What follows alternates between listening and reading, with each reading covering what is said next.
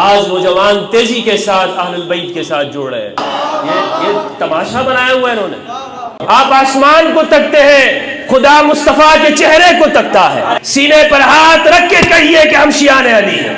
علامہ سید شہنشاہ حسین نقوی صاحب حفظہ اللہ مسلمانوں کو ایک کر رہے ہیں۔ میں نے کہا قرآن میں کہیں پر یہ ہے کہ بیٹی کو حصہ نہیں ملنا چاہیے؟ قرآن میں کسی جگہ ہے؟ کہہ رہے نہیں وہ آپ اختلافی، میں نے کہا میں نے تو کوئی اختلافی بات کی نہیں۔ ذکر سیدہ البتول الزہراء علیہ السلام کے ذکر میں یہاں پر امام بارگاہ زینبیہ دربار زینبیہ میں یہاں پر حاضر ہوا ہوں۔ اللہ کریم سے دعا ہے کہ پروردگار مجھے حق سچ کہنے کی توفیق عطا فرمائے اور الصادقین میں ہمارا شمار کرے۔ سیدہ زہراء البتول علیہ السلام کی ولادت اس عنوان سے محافل کا، مجالس کا انعقاد ہو رہا ہے۔ ضرورت اس امر کی ہے کہ ہم اہل البیت کی زندگی کو سمجھیں۔ ضرورت اس امر کی ہے کہ ہم آج اس امت کے اندر اہل البیت کے علوم کا پرچار کریں۔ آج میں دوستو آپ کے سامنے خالص سنیت کا بیان کروں گا انشاءاللہ۔ سننا چاہیں گے سنیت کو؟ دونوں ہاتھ بلند کریں۔ دوستو یزیدیت کو انشاءاللہ کراچی سے سمندر برد کر دیں گے انشاءاللہ۔ یہ سنی اور شیعہ کو آپس میں تفرقہ ڈالنے والے، مسلمانوں کو جدا کرنے والے، ان کی ساری کوششیں ناکام ہو جائیں گی۔ آج تیزی سے لوگ اہل البیت کے ساتھ جڑ رہے ہیں۔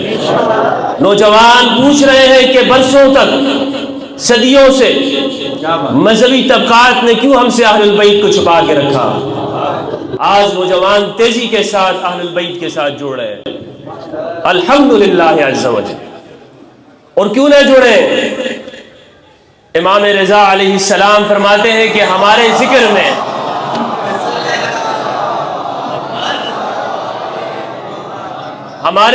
میں وہ چاشنی ہے کہ جیسے ہی لوگوں کو معلوم ہوتا ہے لوگ ہماری طرف کھنچتے چلے آتے ہیں۔ میں نے عرض یہ کیا کہ آج انشاءاللہ میں آپ کے سامنے خالصتاً وہ سنیت بیان کروں گا کہ آج تو ہمارے ہاں لوگوں کو یہ جو تفریق نظر آتی ہے سنی شیعہ کی، لوگ یہ سمجھتے ہیں کہ شاید اہل سنت والجماعت وہ سارے کے سارے یہی ناسبی ہیں، لیکن ایسا نہیں ہے۔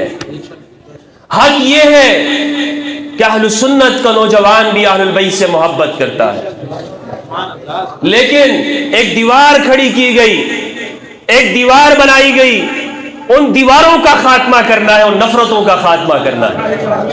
سنی شیعہ ایک ہو کر علی بن ابی طالب کے جھنڈے کے نیچے جو غدیر خم کے اندر رسول اللہ نے بلند کیا، من کنت مولا فہذا علی المولا، الصدیقۃ الکبریٰ زوجۃ الصدیق الاکبر۔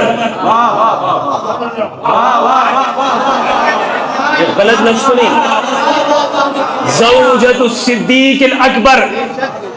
میں نے یہ شرق سے غرب تک اپنے علماء سنت کے کاروں کو جھنجھوڑا ہے کہ بیدار ہو جاؤ، خدا کے لیے بیدار ہو جاؤ اور اصل الصدیق الاکبر کی پہچان کرا دو۔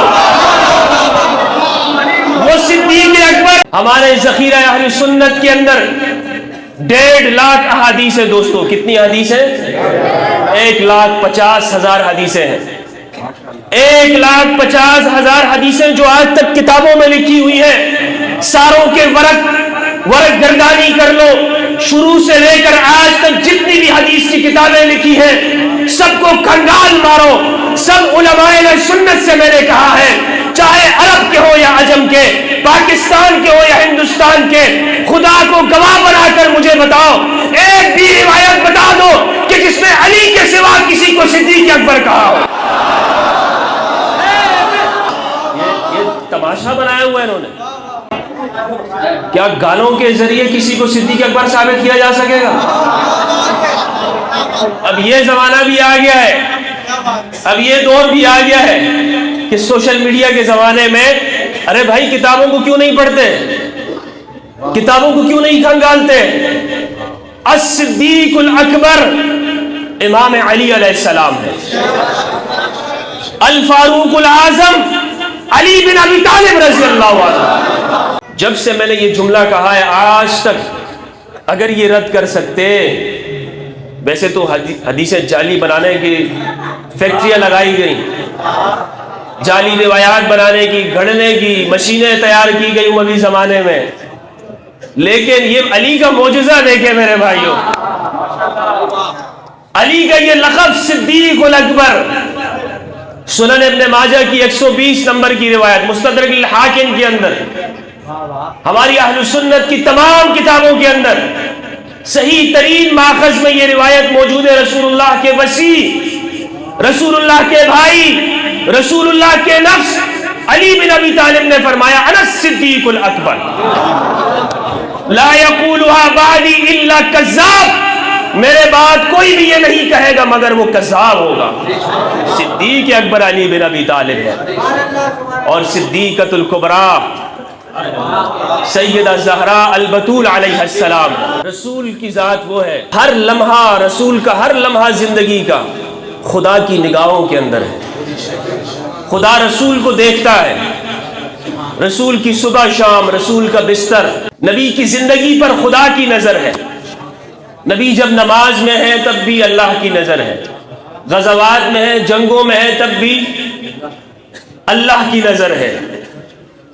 علی کا ہاتھ بلند کرتے ہیں تب بھی اللہ کی نظر ہے, کعبہ میں علی کو بلند کرتے ہیں تب بھی, چادر کے نیچے لیتے ہیں اسپنجتن پاک کو تب بھی اللہ کی نظر ہے. راتوں کو کھڑے ہو کر جب مناجات کرتے ہیں اللہ کے سامنے, پروردگار میری یہ امت کمزور ہے, پروردگار میری یہ امت ضعیف ہے, یہ اتنا بوجھ نہیں اٹھا سکتی, پروردگار ان کے گناہوں کو بخش دینا. نمازوں میں گڑ گڑاتے ہیں. قرآن مجید میں ارشاد ہوتا ہے اے حبیب قد نرا تقلب وجهك في السماء فلنولینک قبلة ترضاها. اے حبیب ہم نے آپ کے چہرے کا بار بار آسمان کو تکنا دیکھ لیا. آپ آسمان کو تکتے ہیں, خدا مصطفیٰ کے چہرے کو تکتا ہے. مصطفیٰ آسمان کی جانب نگاہیں رکھتے ہیں اور خدا مصطفیٰ کے چہرے پر نگاہ رکھ کے کہتا ہے فَلَنُوَلِّيَنَّكَ قِبْلَةً تَرْضَىٰ, اے حبیب ہم آپ کو وہ قبلہ عطا کر دیں گے کہ آپ راضی ہو جائیں گے, آپ خوش ہو جائیں گے. اور فرمایا اے حبیب لیکن یا ایھا المزمل قم اللیل الا قلیلا, آپ راتوں کو اٹھتے ہیں مگر تھوڑا اپنے آپ کو بھی خیال کر لیں. قم اللیل الا قلیلا, راتوں کو تھوڑا جاگا کریں, ساری رات آپ جاگتے ہیں. کس کے لیے؟ اس امت کے لیے. وہ حبیب مکرم صلی اللہ علیہ وآلہ وسلم, اللہ کی ان کی زندگی کی ایک ایک ادا پر نظر ہے.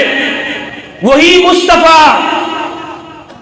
انس بن مالک کہتے ہیں 6 ماہ تک میں نے دیکھا کہ فجر کی نماز کو جاتے ہوئے ایک دروازے پہ کھڑے ہو کر کہتے ہیں السلام علیک یا اہل البیت. 6 ماہ تک راوی کہتے ہیں, انس بن مالک کہتے ہیں, مستدرک الحاکم کی روایت ہے کہ 6 ماہ تک یہ آیت تلاوت کرتے ہیں ایک دروازے پہ کھڑے ہو کر انما یرید اللہ لیذھب عنکم الرجس اہل البیت ویطہرکم تطہیرا. یہ اس گھرانے کی, اس دروازے کی شان میں بیان کر دوں. یہ وہ دروازہ ہے سیدہ زہرا کا کہ جس دروازے پر خاتم النبیین, خاتم المرسلین 6 ماہ تک صبح کی نماز کے وقت یہ اعلان کرتے ہیں کہ یہی دروازہ اہل البیت کا ہے. اس گھر کی صداقت میں انشاءاللہ آپ کو بیان کروں گا, لیکن عرض یہ کرتا چلوں کہ صدیقۃ الکبریٰ اہل البیت میں سے ہیں. کن میں سے ہیں؟ اہل البیت میں سے. اہل سنت والجماعت کی اصح کتابوں میں سے صحیح مسلم کی 6225, 226, 6228 اوپر تلے کی 3 روایات ہیں. سنن ترمذی کی 3786، 787 اور 788، یہ اوپر تلے کی 3 روایات باب مناقب اہل البیت کے اندر، مناقب اہل البیت. اور یہ میں بڑا ہمارے سنیوں کو بیوقوف بنا کے رکھا اس مذہبی طبقے نے کہ جناب یہ سب برابر ہے، صحابہ اور اہل البیت سب برابر ہے. اہل السنت کے علماء نے جب صحابہ کے فضائل لکھے تو کہا کہ فضائل الصحابہ، اور جب اہل البیت کی باری آئی تو کہا مناقب اہل البیت.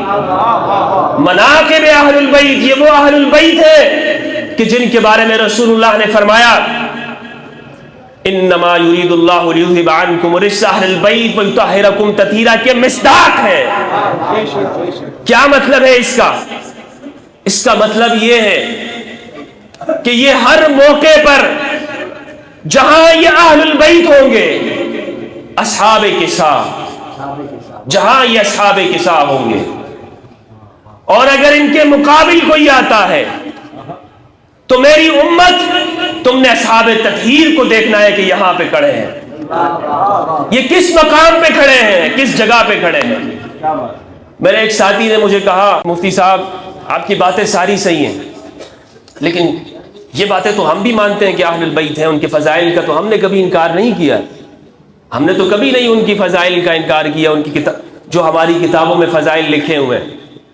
میں نے ان سے کہا کہ بات صرف فضائل کی نہیں ہے، بات حقوق کی بھی ہے. فضائل آپ نے مان لیے، آپ اس کو بیان کرتے ہیں، اچھی بات ہے ماشاءاللہ، لیکن ان فضائل سے مراد کیا ہے؟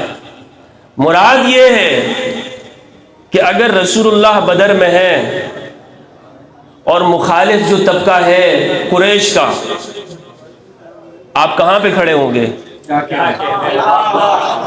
صرف رسول اللہ کی فضیلت سے کام تو نہیں چلے گا، صرف فضیلت کو ماننے سے تو کام نہیں چلے گا. ایک شخص کہتا ہو جناب میں تو رحمت للعالمین مانتا ہوں آپ کو، میں آپ کو سب کچھ مانتا ہوں، میں آپ کو مانتا ہوں کہ آپ کے پاس علم غیب ہے، آپ مختار کل ہیں، آپ کے پاس علوم ہے یا رسول اللہ، لیکن میں یہاں پہ خاموش ہوں کہ یہ ٹھیک ہے یا یہ قریش کا لشکر ٹھیک ہے. ایسا ہو سکتا ہے؟ نہیں ہو سکتا. تو فضائل کے ساتھ ساتھ حق بھی ماننا پڑتا ہے. تو جہاں پر اگر یہاں ہم کہتے ہیں کہ بدر میں ہم رسول اللہ کے ساتھ، اور بلا شک و شبہ ہمارا ایمان ہے، آج میں ہم میں سے کوئی بھی شخص اس کی یہ آرزو ہے کہ اگر میں بدر کے موقع پر ہوتا تو رسول کے ساتھ ہوتا. ہمارا ایمان ہے یا نہیں ہے؟ اسی طرح اہل البیت کے حقوق یہ ہے، اگر علی ایک جانب ہے تو فیصلہ کرنا ہے کہ ہم کہاں پہ کھڑے ہیں.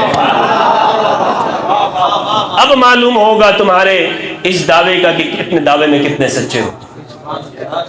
اگر علی صفین میں ہے تو ہم علی کے ساتھ ہیں، اگر علی جمل میں ہے تو ہم علی کے ساتھ ہیں، علی نہروان میں ہے تو ہم علی کے ساتھ ہیں، اگر حسن علیہ السلام وہ صلح کر رہے ہیں ہم حسن کے ساتھ ہیں، اور اگر حسین جنگ کر رہے ہیں تو ہم حسین کے ساتھ. یہ اس بات کا مطلب ہے کہ انہیں چادر کے نیچے لیا. اور یہاں میں نے ایک بات اور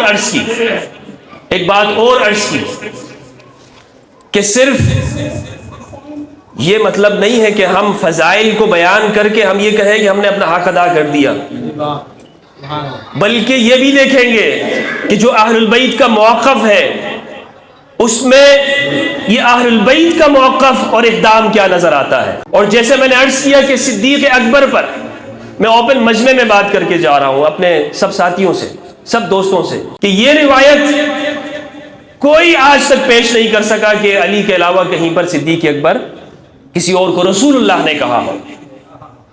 اسی طرح ایک اور بات کہہ کے جا رہا ہوں، ایک اور عرض کر کے جا رہا ہوں، اور سنی شیعہ دونوں مصادر کو سامنے رکھ کر یہ آپ کے سامنے ذمہ داری کے ساتھ عرض کر رہا ہوں. اہل البیت اصحاب کسا جن کے بارے میں آیت تطہیر اتری، تمام سنی شیعہ ذخیرہ حدیث کے اندر ایک بھی روایت ایسی نہیں کہ ازواج یہ کہتی ہوں یہ آیت ہمارے بارے میں ہے. ایک بھی روایت ایسی نہیں ہے، بلکہ اس کا الٹ ملتا ہے. ہمیں کیا ملتا ہے ازواج یہ کہتی ہیں کہ یہ آیت جب نازل ہوئی تو رسول اللہ نے علی کو بلایا، حسن کو بلایا، حسین کو بلایا، سیدہ زہرا البتول کو بلایا اور فرمایا اللہم ہؤلاء اہل البیت، پروردگار یہ میرے اہل البیت ہیں، فاذہب عنہم الرجس وطہرہم تطہیرا، پروردگار ان کو خوب پاک کر دے اور ہر قسم کی رجس سے ان کو دور کر دے۔ مشہور حدیث ہے، سنن ترمذی کی روایت اور تمام محدثین نے اسے صحیح کہا ہے، اور یہ حدیث میں شروع سے آج تک اپنے عوام اہل سنت کے سامنے اسے پیش کرتا رہا کہ ہم نے اپنے نوجوانوں کو یہ حدیث بتانی ہے، اس حدیث سے ہم نے روشناس کرانا ہے، اور جس کے اوپر تہ جم گئی ہے اور لوگوں کو یہ سمجھ نہیں آ رہی، کبھی وہ کہتے ہیں کہ جناب ہم اپنی زبانوں کو خاموش رکھیں، جناب دونوں طرف صحابہ ہیں، ہم کہاں ہوں گے، ہم علی کے ساتھ ہوں یا شام کے ساتھ ہوں، کدھر ہوں، ہم کہاں کھڑے ہوں، لوگ کنفیوژن کا شکار ہو جاتے ہیں۔ تو اگر یہ روایت ہم جو کہ متواتر ہے، قرآن کی آیت کی طرح اس کا حکم ہے، حدیث الثقلین، میں تم میں دو گرا قدر چیزیں چھوڑ کے جا رہا ہوں، اللہ کی کتاب اور میری اطاعت۔ نمبر نوٹ کر لیجیے گا، سنن ترمذی کی 3788۔ اب یہ روایت پوری بھی نہیں پڑھی جاتی، یہ مکمل میں آپ کے سامنے پڑھتا ہوں اور آپ دیکھیں گے کہ سیدہ زہرا کا مقام و مرتبہ، اللہ اکبر اللہ اکبر، سیدہ زہرا کا مقام و مرتبہ اور اہل البیت ہمیشہ قرآن کے ساتھ ہے۔ نعرے لگائے جاتے ہیں، کہا جاتا ہے کہ قرآن قرآن قرآن، لیکن جب قرآن سناتے ہیں یہ قرآن کو چھوڑ کر حدیثوں پر اتر آتے ہیں، اور جب ہم حدیث بیان کرتے ہیں حدیثیں چھوڑ کر یہ اکابر کے اقوال پر آ جاتے ہیں، فلاں مولوی نے یہ کہی ہے، فلاں مولوی نے یہ بات کہی ہے۔ آج میں آپ کو قرآن کا مقام سناتا ہوں کہ اہل البیت کہاں پر ہے، قرآن اور اہل البیت ایک ساتھ ہے، اور ہمیشہ یہ قرآن اور اہل البیت، جہاں پر آپ نے دیکھا کہ علی بن ابی طالب وہ اگر صفین میں ہے تو قرآن بھی علی کے ساتھ ہے، حسن اگر صلح کر رہے ہیں تو قرآن بھی حسن کے ساتھ ہے، حسین اگر یزید کے خلاف جنگ کر رہے ہیں تو کربلا میں قرآن بھی حسین کے ساتھ ہے۔ اور جملہ کہنے دیجئے گا مجھے کہ اگر سیدہ زہرا اپنے حق کا مطالبہ کرتی ہے تو قرآن بھی حسین کے ساتھ ہے۔ مجھے کچھ لوگ کہتے ہیں کہ بھائی تم شیعہ کو جو ہے نا، تمہیں ماشاءاللہ شیعہ اتنی محبت کرتے ہیں، سنتے ہیں، تم شیعوں کو خوش کرتے ہو۔ میں ان سے کہتا ہوں کہ ان کو خوش کرنا بھی ایک ثواب ہے، شیعوں کو خوش کرنا ایک ثواب ہے۔ ان کے دل دکھے ہوئے ہیں، ان کے دل 1400 سالوں سے دکھے ہوئے ہیں، اور ان کے زخمی دکھی دلوں کو خوش کرنا یہ بھی عین ثواب اور عبادت سمجھ کے کرنا۔ ایک اسکالر بننا بھی جو ہے نا بڑا آسان ہو گیا آج۔ ٹائی آپ یہ اتاریں، امامہ اتاریں اور جناب بس پینٹ شرٹ پہنیں، ٹائی لگائیں اور اسٹیج پہ کھڑے ہو جائیں، آپ اسکالر ہیں۔ کیا ہے بھائی، یہ اسکالر ہے ماشاءاللہ۔ کتابوں کی ہوا بھی نہ لگی ہو، کہتے ہیں بھئی یہ اسکالر، ریلیجیس اسکالر، ماشاءاللہ، ہاں مذہبی اسکالر ہے یہ۔ اچھا کرتے کیا ہے، تھوڑی سی وہ منہ موڑ موڑ کے باتیں کریں، نو دس از نو، دس یس یس دس بات ہے۔ شیعہ قرآن میں نہیں، قرآن میں تو شیعہ وغیرہ کہیں نہیں ہے، قرآن میں تو سب مسلمان ہیں، قرآن میں یہی ہے۔ قرآن کی 10 آیات سے میں نے ان کو کہا کہ قرآن میں شیعہ کا لفظ ہے، تم اپنا تو ثابت کرو کہ قرآن میں کہاں پر ہے۔ صم بکم عمی فہم لا یرجعون، گونگے ہیں، بہرے ہیں، اندھے ہیں، لوٹ کر نہیں آئیں گے اور کبھی نہیں آئے گا جواب۔ ایک مولوی صاحب نے کہا کہ بھائی یہ جو ہم صدیق الاکبر ہے نا، یہ رسول نے تھوڑی دیا، یہ تو ہم نے بنایا۔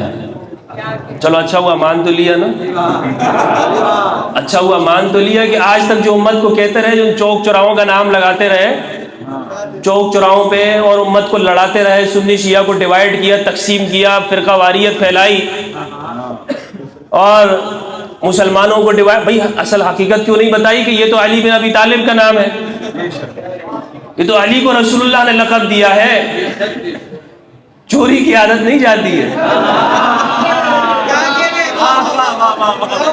تو اول سے آخر تک اہل البیت علیہ السلام قرآن کے ساتھ، کبھی بھی آپ نہیں دیکھیں گے دوستو کسی جگہ پر بھی کہ اہل البیت کوئی ایسی بات فرمائیں کہ جو قرآن کے مخالف ہو ہی نہیں سکتی ہے بات۔ اہل بیت کا ہر جملہ، ہر موقف، ہر قدم وہ قرآن کے ساتھ ساتھ چلتا ہے۔ صرف یہ نہیں ہے کہ ہمارے لیے کتاب کافی ہے، حسبنا کتاب اللہ، بلکہ آپ کا موقف بھی یہی ہونا چاہیے، آپ کا اقدام بھی یہی ہونا چاہیے۔ مستدرک علی الصحیحین کی ایک روایت ہے 4755، کہتے ہیں، راوی کہتے ہیں مینا بن ابی مینا، وہ کہتے ہیں خذوا عنی قبل ان تشاب الاحادیث بالاباطیل، مجھ سے لو حدیثیں اس سے پہلے کہ لوگ جعلی فیکٹریوں سے حدیثیں بنا کر تم میں پھیلا دیں۔ لوگوں کو بلا رہے تھے، سمعت رسول اللہ یقول، میں نے رسول اللہ کو یہ فرماتے ہوئے سنا، انا الشجرۃ وفاطمۃ فرعها، میں شجرہ ہوں اور زہرا اس کی شاخ ہے، اس کا تنا ہے، فرعها وعلی لقاؤها، علی اس کا بیج ہے۔ ہائے ہائے کیا بات ہے! ایک جملہ عرض کرنے جا رہا ہوں دوستو، علی ایمان ہے اور سیدہ زہرا ایقان ہے۔ ایمان اور ایقان، ایمان اور ایقان، اسی لیے فرمایا کہ علی سے محبت کرنے والا مومن اور بغض رکھنے والا منافق۔ یہ حدیث سناؤں آپ کو، مکمل حدیث، صحیح مسلم کی روایت ہے 240، امام علی فرماتے ہیں وَإِنَّهُ لَعَهْدُ النَّبِيِّ الْأُمِّيَّ إِلَيْهِ، روایت ہے وَالَّذِي فَلَقَ الْحَبَّ وَبَرَأَ النَّسْمَ إِنَّهُ لَعَهْدُ النَّبِيِّ الْأُمِّيَّ إِلَيَّ يَا عَلِي لَا يُحِبُّكَ إِلَّا مُؤْمِنٌ وَلَا يُبْغِضُكَ إِلَّا مُنَافِقٌ۔ امام علی نے کوفہ کے اندر اور مدینہ کے اندر، بصرہ میں اس حدیث کو پڑھتے ہوئے کہا، ارشاد فرمایا، اس ذات کی قسم جس نے دانے کو چیرا، اس ذات کی قسم جس نے روح کو پیدا کیا، مجھ علی سے نبی نے یہ وعدہ کیا ہے، علی لا يحبك الا مؤمن ولا يبغضك الا منافق، اے علی تجھ سے صرف مومن ہی محبت کرے گا اور منافق ہی بغض کرے گا۔ وہ علی کہ جس کی محبت کو ایمان قرار دیا گیا، جس سے بغض کو نفاق قرار دیا گیا، اس علی پر دمشق سے لے کر بغداد تک اور بغداد کی سلطنت سے لے کر افغانستان تک ہر مسجد اور منبر پر 1400 سال تک سب و شتم کیا جاتا رہا۔ اس علی نے اپنی زندگی کے اندر کہا کہ میں ایمان ہوں، مجھ سے محبت ایمان ہے، مجھ سے بغض رکھنا نفاق ہے۔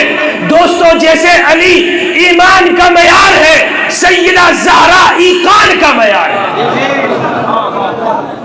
احمد بن حنبل رحمہ اللہ سے ان کے بیٹے نے پوچھا، ابا جان کیا وجہ ہے؟ ابن عبد البر نے الاستیاب میں لکھا ہے کہ کیا وجہ ہے کہ ہم یہ دیکھتے ہیں کہ علی کے دشمنوں کی بھی فضیلتیں ہیں۔ علی کی فضیلت تو سمجھ میں آتی ہے، لیکن علی کے دشمنوں کے فضائل یہ کیسے ہوا؟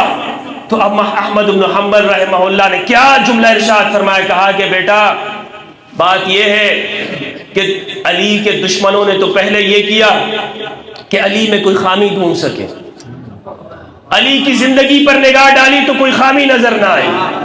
علی بے عیب ذات ہے، علی کے شب و روز بے عیب ہے، علی کی تنہائی بے عیب ہے، علی کی مجلس بے عیب ہے، علی سر سے لے کر پیر تک بے عیب ذات ہے۔ جب علی کے دشمنوں کو علی کی زندگی میں کوئی عیب نظر نہ آیا تو انہوں نے یہ کیا کہ علی کے دشمنوں کی فضیلتیں بنانا شروع کر دی۔ علی بے عیب ذات ہے، جس طرح علی ایمان، سیدہ زہرا ایقان ہے۔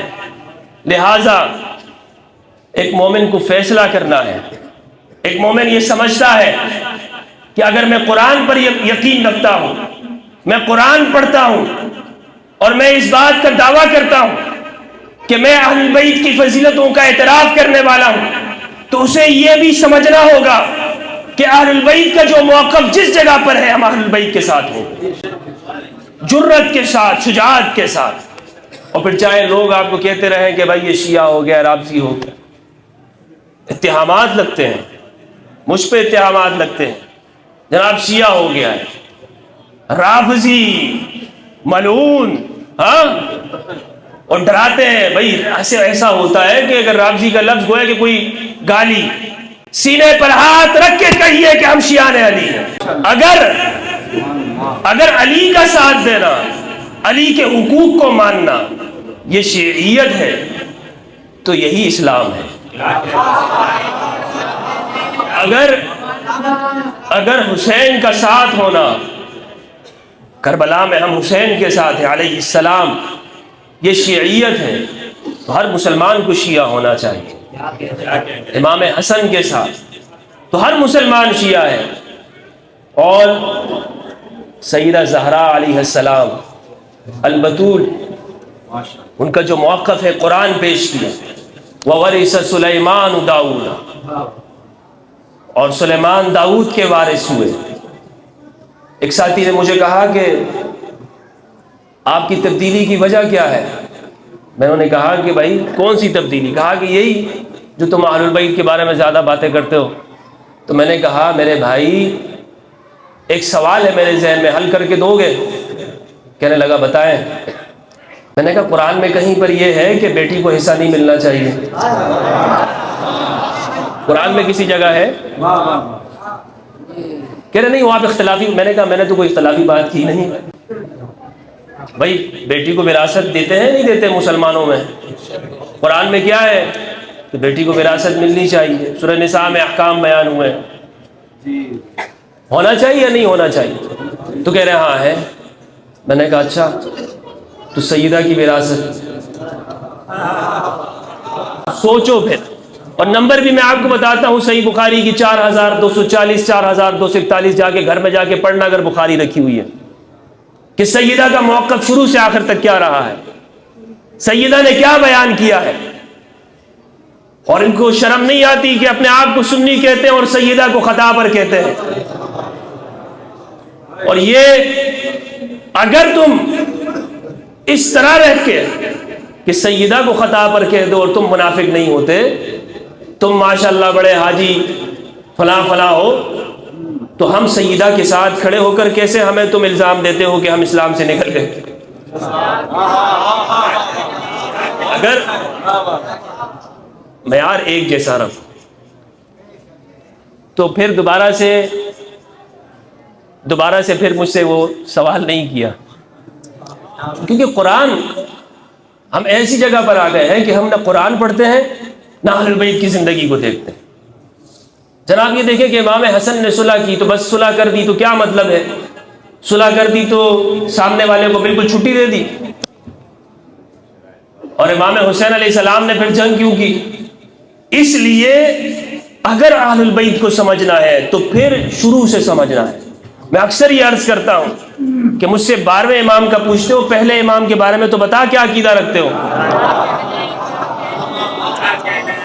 بھائی 12ویں کا کہ آج کا آپ پوچھیں گے کہ آپ کے امام کون ہیں، 12ویں امام کون ہیں، یا مانتے ہیں نہیں مانتے ہیں کہاں ہیں کیا، یہ سوال بعد میں کرنا میرے بھائی۔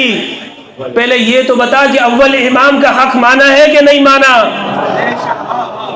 اول امام کا حق تسلیم کرتے ہو نہیں کرتے؟ جس دن تم اول امام کا حق مان جاؤ گے خدا کی قسم 12ویں امام کی معرفت ہو جائے گی۔ روایت میں عرض کر رہا تھا کہ سیدہ کے بارے میں فرمایا کہ انا الشجر وفاطمة فرعها وعلی لقاؤها والحسن والحسین ثمرتها، حسن و حسین اس کا پھل ہے اس درخت کا، وشیعتنا ورقها، بات کہاں سے چلی تھی کہ شیعوں کو خوش کرتا ہے۔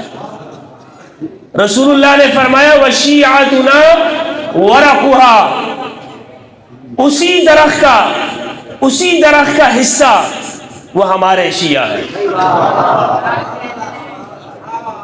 وشیعتنا، روایات کے اندر الفاظ ملیں گے وَأَصْلُ الشَّجَرَةِ فِي جُنَّةِ عَدْنٍ وَسَائِرُ ذَلِكَ فِي سَائِرِ الْجَنَّةِ، اور فرمایا کہ اس درخت کی جو اصل ہے نا یہ جنت عدن کے اندر ہے۔ یہ کہاں پر ہے؟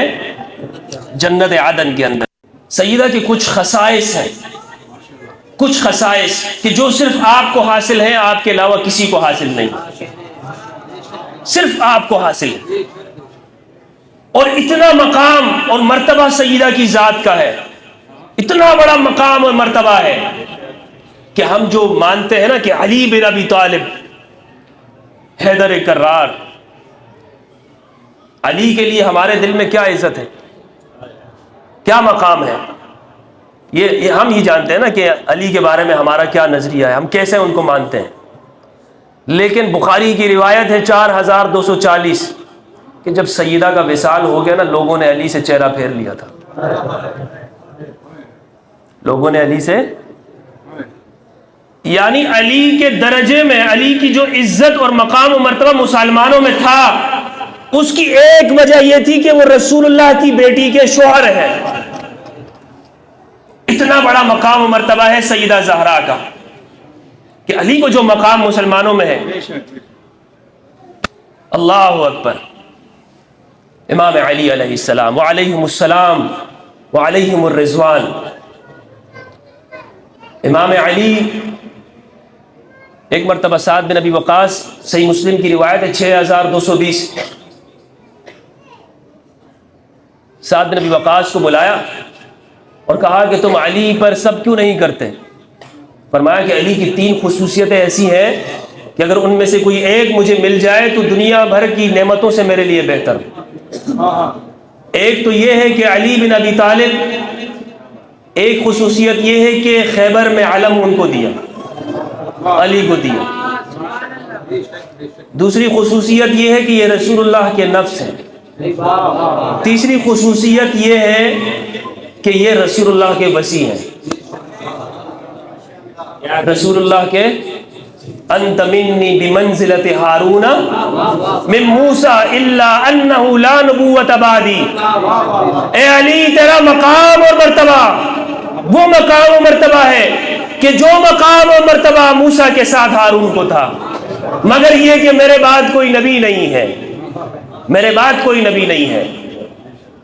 تو میں نے عرض کیا کہ لوگ جو مسلمان یہ سمجھتے تھے جو علی کے سٹیٹس اور مقام میں، وہ ایک سیدہ کی نسبت بھی تھی، اور سیدہ کی نسبت یہ خدا کی جانب سے عطا ہوئی کہ یہ سیدہ کے شوہر ہیں۔ تمنائیں بہت سے لوگوں نے کی، بہت سے لوگوں نے چاہا کہ انہیں یہ شرف اور خصوصیت اور فضیلت میسر ہو جائے، لیکن رسول اللہ نے فرمایا انہا صغیرۃ، انہا صغیرۃ، یہ چھوٹی ہے، ان کی شرف اور فضیلت تمہارے لیے نہیں ہے۔ اور جب علی نے پیغام بھیجا تو فخطبها علی فزوجها منہ، رسول اللہ نے دونوں کی شادی کرا دی، دونوں کو ایک کر دیا۔ ایک خصوصیت یہ ہے، سنن ابو داؤد کی روایت ہے 4213 کہ رسول اللہ جب بھی کسی غزوے کے لیے نکلتے اور یا جب بھی کسی غزوے سے واپس آتے تو آپ سیدہ کے گھر پہ سلام کہنے کے لیے آتے۔ کسی غزوے کے لیے جا رہے ہیں، سیدہ کے گھر پہ سلام، واپس آ رہے ہیں، سیدہ کے گھر پہ سلام۔ یہ پہلی خصوصیت ہے کہ جو کسی اور کو حاصل نہیں ہے، کسی اور کو حاصل نہیں ہے۔ علامہ سید شہنشاہ حسین نقوی صاحب حفظہ اللہ مسلمانوں کو ایک کر رہے ہیں، امت کو ایک کر رہے ہیں، اور پاکستان کے اندر میں نے ان کی کوششوں کو دیکھا۔ یہ وہ واحد شخصیت ہے کہ جنہوں نے صرف زبان کے ذریعے سے نہیں، اپنے کردار اور عمل کے ذریعے بتایا کہ سنی شیعہ کا اتحاد ہونا چاہیے، سنی شیعہ کو ایک جگہ پر ایک ساتھ ہونا چاہیے، اور تمام مصلحت کو ہر طرف ایک سائیڈ پہ رکھ کر صرف امت کی بات کرنے والے انسان ہیں۔ ان کی صحت کے لیے دعا فرمائیے اور صلوات بھیجیے۔ دوستوں، میں عرض یہ کر رہا تھا کہ سیدہ کے خصائص ہیں، وہ خصائص کہ جو کسی اور کو حاصل نہیں ہے۔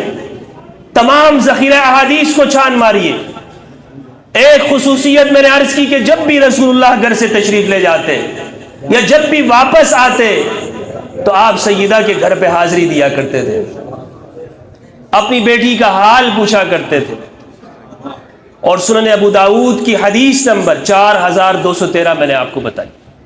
دوسری خصوصیت سیدہ زہرا کی کہ آپ رسول اللہ نے اپنی پیاری بیٹی کو تسلی دی اور اپنا رازدار بنایا۔ ہم سنتے ہیں نا حذیفہ بن الیمان رازدار رسول صحابی ہیں رضی اللہ تعالی عنہ، لیکن سیدہ بھی رازدار رسول ہے۔ رسول اللہ نے راز دیا۔ صحیح بخاری کی روایت ہے 4433 کہ وہ لمحہ کہ جس لمحے میں رسول اللہ پر شدید مرض ہے، اس مرض میں اپنی بیٹی کو کان میں سرگوشی کر کے فرمایا، اور کچھ وقت ایک مرتبہ آپ ہنسی اور دوسری مرتبہ آپ غمگین ہوئی۔ راز دیا تھا، اور اس میں یہ ہے کہ جب پوچھا تو رسول اللہ کے جانے کے بعد فرمایا کہ بیٹی تم ہی پہلے وہ شخص ہوگی کہ جو مجھ سے آ کے ملو گی، تم وہ پہلی ہوگی کہ جو مجھ سے آ کے ملو گی۔ اور سیدہ فرماتی ہیں کہ صبت علی مصائب لو انہا صبت علی الایام سرن لیالی، کہ مجھ پر وہ مصائب پڑے کہ جو اگر دنوں پہ پڑتے تو وہ راتوں میں بدل جاتے۔ سیدہ زہرا البتول علیہ السلام، ان کے حقوق اور مراتب اہل سنت والجماعت کی کتابیں اس سے بھری پڑی ہیں، شروع سے لے کر آج تک ہمارے تمام محدثین نے لکھا کہ سیدہ زہرا وہ شخصیت ہے کہ کائنات کی کوئی خاتون ان کے برابر نہیں ہے۔ سیدہ زہرا البتول علیہ السلام۔ اور سید کا جو لفظ ہے نا ہمارے ہاں، ہم اہل سنت میں ہر جگہ پہ استعمال کر دیتے، سیدنا فلاں، سیدنا سیدنا سیدنا سیدنا۔ رسول اللہ نے اس گھرانے کے علاوہ کسی کے لیے نہیں فرمایا کہ یہ سید ہے۔ فرمایا ان ابنی ھذا سید، میرا یہ بیٹا حسن سردار ہے، مسلمانوں کے دو گروہ میں صلح کرے گا۔ فرمایا الحسن والحسین سیدا شباب اہل الجنہ، میرے یہ دو بچے حسن حسین جنتی نوجوانوں کے سردار ہیں۔ خدیجۃ الکبریٰ کے بارے میں فرمایا سیدۃ نساء العالمین، سیدہ زہرا کے بارے میں فرمایا سیدۃ نساء اہل الجنہ۔ اللہم صلی علی محمد وآل محمد۔ چونکہ علامہ صاحب یہاں تشریف فرمایا اور میں نہیں چاہتا کہ آپ کے اور قبلہ کے درمیان میں زیادہ حائل ہوں، اور اسی لیے میں اجازت چاہتا ہوں آپ سے اس دعا کے ساتھ کہ آج ہم نے سنی شیعہ کو سائڈ پہ رکھ کر ایک طرف کر کے قرآن اور اہل البیت کا دامن تھامنا ہے۔ قرآن اور اہل البیت خالص ایمان ہے، یہ سنی شیعہ کی جاگیر نہیں، قرآن اور اہل البیت علیہم السلام۔ والسلام علیکم ورحمۃ اللہ وبرکاتہ۔